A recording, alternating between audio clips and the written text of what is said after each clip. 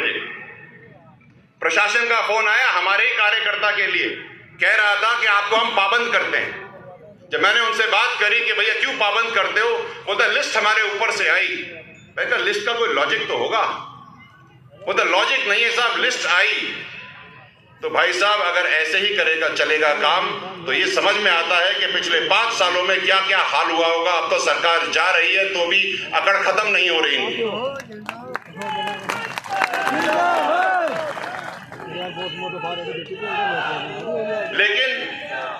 लेकिन ये जो जनता है ना, ये बहुत समझदार है, समझ चुकी है,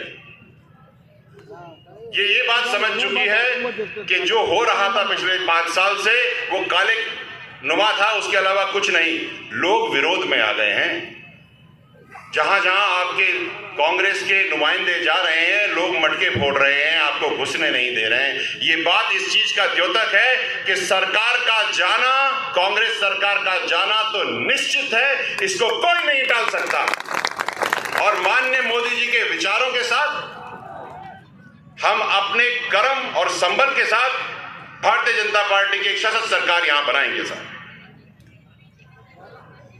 मैं ये भी बताना चाहता हूं कि आने वाले 5 सालों में जब आपके आशीर्वाद से हम यहां आएंगे तो हम पूरा सिस्टम बदलने की पूरा प्रयास करेंगे।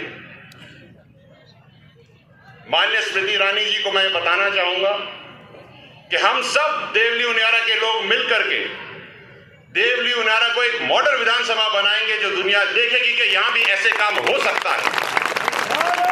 लेकिन ये मेरे अकेले से नहीं होगा साहब, कंधे से कंधा मिला करके 2 बैलों को एक जोड़ी में जुट करके पूरी विधानसभा जोत करके वो काम करके दिखाना है जो इतने सालों से हुआ नहीं है।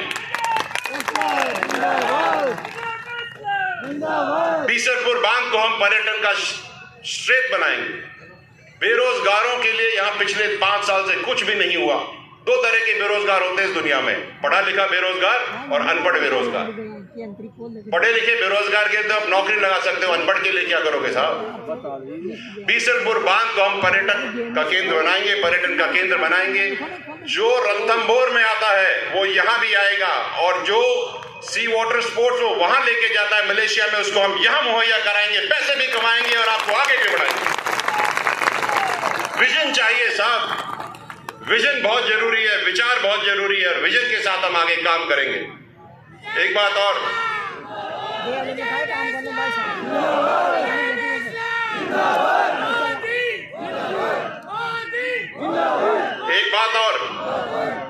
बार बार जहां भी चलते हैं एक बात आती है कि पटरियां तो केवल यहां पर गार्डन में ही हैं, तो हम सब मिल करके देवली में जंक्शन बनाने का पूरा प्रयास करेंगे साहब। रेल आनी चाहिए, रोजगार बढ़ना चाहिए, लोगों को आगे बढ़ना चाहिए। हम अंधेरे में धकेलेंगे नहीं, उजाले की तरफ लेके चलेंगे। और एक आवाज और आई थी कि देवली को जिला भी बनाना है और यहाँ पे जो परिक्रमा है और जो पूरा इलाका है इसको ठीक करना है, तो अपन सब मिल करके इसको ठीक कर देंगे। आधा जहाजपुर आजा देवली नहीं चलेगा साहब, सब ठीक करेंगे।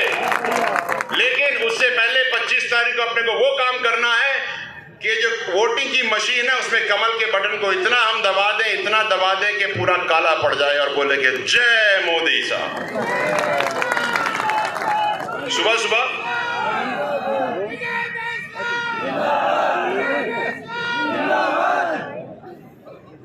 आमने सामने है हम दोनों के कार्यालय, हमारा और कांग्रेस का। हमारे में तो शहनाई बजती है, वहां मातम छाता है साहब। ये इस बात का द्योतक है कि आपने जो करना था वो कर दिया और बाकी सारी जनता 25 तारीख को कर डालेगी। आपका बहुत बहुत धन्यवाद। भारत माता की। मेरे को आप आशीर्वाद दीजिए कि हम सब मिलकर के एक नई रचना यहां रचे और मैं स्मृति ईरानी जी को निवेदन करता हूं कि आप आए और अपने आशीर्वचन दें। मैं आपको नमन करता हूं, बहुत बहुत धन्यवाद साहब।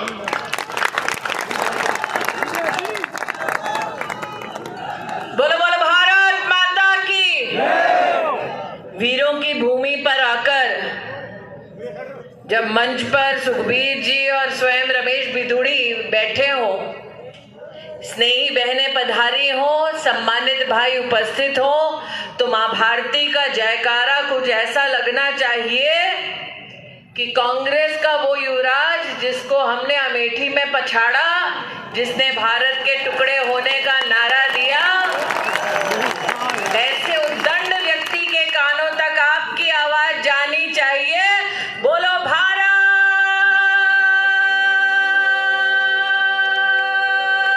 माता की। मंच पर विराजमान हमारे यशस्वी सांसद आदरणीय रमेश बिधूड़ी जी, सुखबीर जी, हमारे जिला के अध्यक्ष आदरणीय राजेंद्र जी, जम्मू से पधारे हमारे विधायक आदरणीय रणवीर जी, भारतीय जनता पार्टी के सभी कर्मठ कार्यकर्ता, सभी सम्मानित पदाधिकारी और आज भारतीय जनता पार्टी को अपना स्नेह, अपना आशीर्वाद देने आए हमारे बुजुर्गों को, स्नेही बहनों को, सम्मानित भाइयों को इस मंच से प्रणाम करती हूं। आप सबका वंदन एवं अभिनंदन करती हूं। विजय जी, आज आपने अपने वक्तव्य में कहा कि कांग्रेस पार्टी तंत्र का इस प्रकार से उपयोग कर रही है कि दहशत फैले भारतीय जनता पार्टी के समर्थकों में। आज रमेश बिधूड़ी इस बात के साक्षी हैं कि डर उनको लगता है जिनका सरदार मूर्ख हो। हम शेर की पार्टी के कार्यकर्ता हैं, चाहे कितना भी डरा लो, डरने वालों में से हम नहीं हैं। नरेंद्र मोदी जिंदाबाद, नरेंद्र मोदी जिंदाबाद। करिश्मा देखिए उस नेता का। मैंने नेता का नाम नहीं लिया, मैंने कहा एक तरफ सरदार जिनका मूर्ख, दूसरी तरफ जिस पार्टी का नेता शेर, और जैसे ही मैंने कहा नेता शेर की तरह दहाड़ता है, शेर की तरह सिंहावलोकन करता है, शेर की तरह भारत का नाम रोशन करता है, तो जनता के मुख से शेर की नाम आया। उस जुझारू नेता का नाम क्या है? जुझारू नेता का नाम क्या है? उस जुझारू नेता का नाम क्या है? आज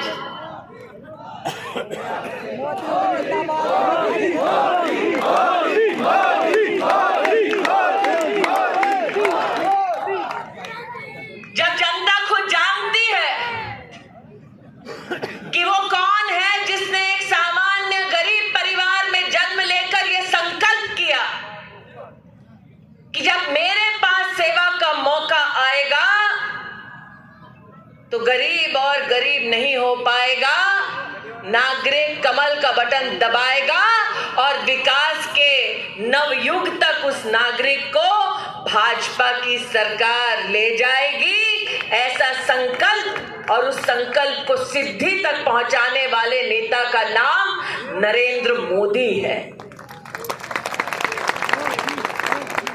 आज यहां पर मैं एक ऐसे दिन आई हूं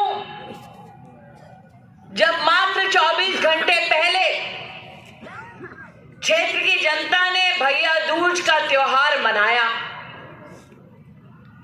दूज का त्योहार ऐसा कि बहनें बिना किसी अपेक्षा के भाई के तिलक करके भाई के लंबे और स्वस्थ जीवन की कामना करती है। भाई भी बिना मांगे बहन के पैर छूकर आशीर्वाद लेता है और बहन को अपना संकल्प देता है कि जब तक वो जीवित है, जब तक उसमें प्राण है, तब तक वो बहन का संरक्षण करता रहेगा।